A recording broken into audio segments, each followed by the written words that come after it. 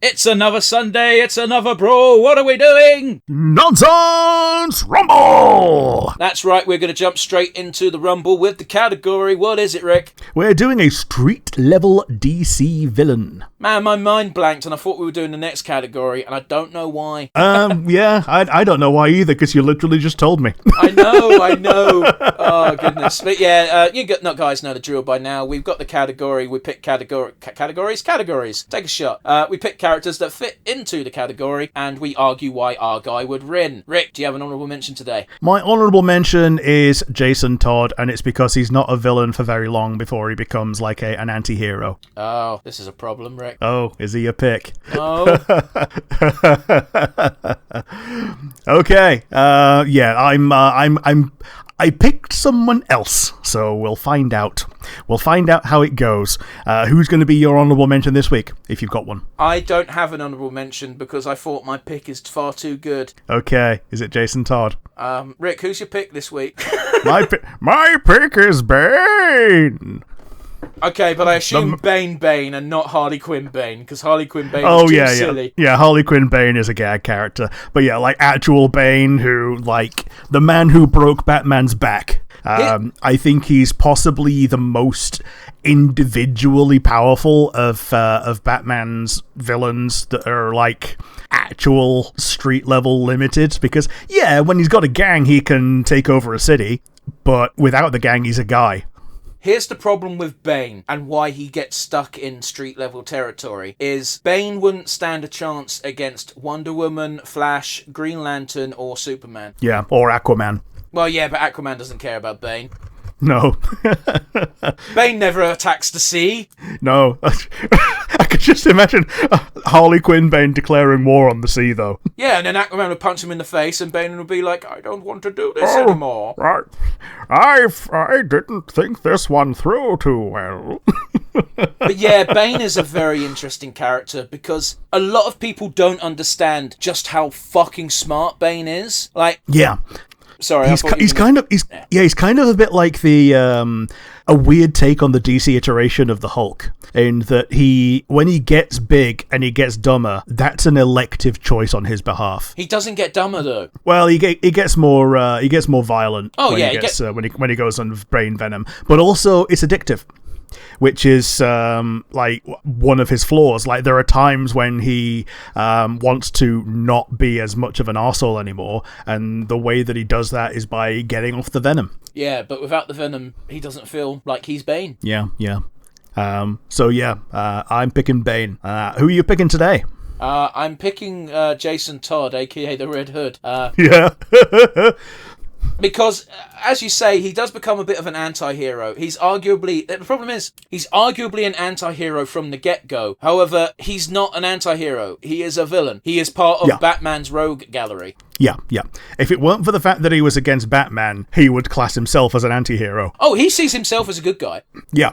But that's a mark of a villain. Like, villains shouldn't think they're evil. Apart from the Joker, that's okay, because he's insane. That's his deal. Yeah. But yeah, the fact is that he just goes around and he will bust a cap in your face. Like, it's one of those where he keeps mentioning how Batman's solution isn't a good one, because he'll put you in jail and you're out in a week. Yeah. And he's right. He's, like, demonstrably correct.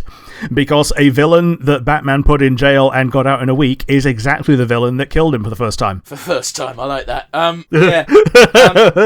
Well, again, like, the VAs do such a fucking good job in I think it's called The Return of the Red Hood. I forget. It's when Joe DiMaggio plays the Joker, and he does it pretty decently, because he doesn't try to be Hamill. Yeah.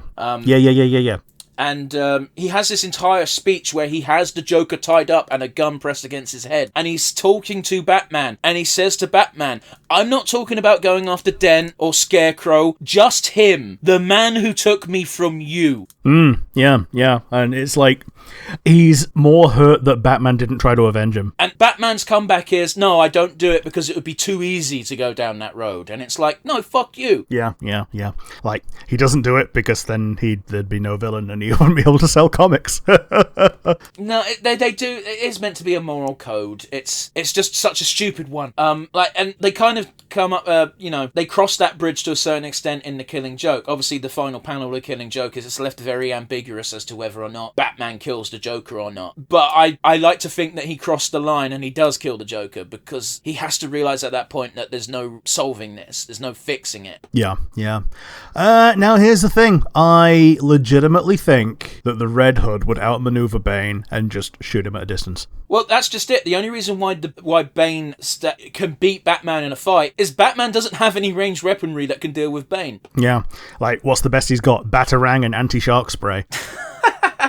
But, Venom doesn't make you invincible. It just makes you... And it also isn't a get-out-of-jail-free card. It doesn't make you super strong if you're already a weakling. Bane is already fucking strong as shit. Yeah, it's like a temporary version of the Super Soldier Serum. It just amplifies who you are. Well, it's kind of like Eddie Brock logic in Venom, where the reason why Eddie Brock is always ripped is because he knows that Venom makes the skills he already has better. So if he's ripped, that means he's even stronger as Venom. Yeah.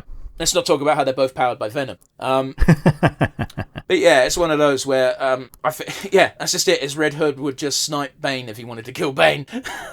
Yeah. So, yeah, that's... I only took him as a honourable mention because he's not always a villain, but honestly, I think he wins. Here's the thing, as I specified Jason Todd as Red Hood. When he's the Red Hood, he is a villain. Apart from in that multiplayer Gotham game, where because Batman's dead, he suddenly becomes a good guy, but he still shoots people with guns. But I guess they're rubber bullets. Yeah, he's Gun Batman. I don't know why you would pick fucking Dick Grayson when Red Hood is right there. Well, okay. The reason is because Dick Grayson is Dick Grayson, and he's a very, cool character to have. Okay, did you know who's cooler? Batgirl. Oh, no one gives a fuck about Batgirl. I don't think it's even Batgirl in that game. It would be Batwoman, because Batgirl's Oracle. Oh yeah, it's Batwoman in that one. I don't know. I don't know who the other two people are. I know one of them is a girl Batman. I don't know if it's Batgirl or Batwoman. Yeah. I think Batwoman is the younger one. Well, yeah, it's weird, isn't it? Because Batgirl is the original, and oh god, they really fucked up Killing Joke the animation by making Batman sleep with her. Yeah, it was so weird. It wasn't weird. It was out of character. It made no sense. It was dumb. Yeah, it was out of character for both of them. It's so weird. Yeah, Batgirl wouldn't do that, and Batman sure as fuck wouldn't. No. Bruce Wayne with Playgirls, yes. Batman with Batgirl, no. No. Anyway, where were we? Oh yeah, I think Red Hood wins, but if it comes to a close up brawl, Bane wins, no question, because Red Hood is not as good at hand-to-hand combat as Batman, and Batman loses those fights. Yeah, cage match, Bane wins. On the streets, Red Hood wins. And seeing as we're doing street level, I'd say we're on the streets. So do you want to make the announcement? Yep, the Red Hood wins. Yeah, Jason Todd for life. Yeah. So yeah, that brings a close to the DC street level villain. Join us next week for something completely different, except it's still cartoons, so you know. Later days, everybody.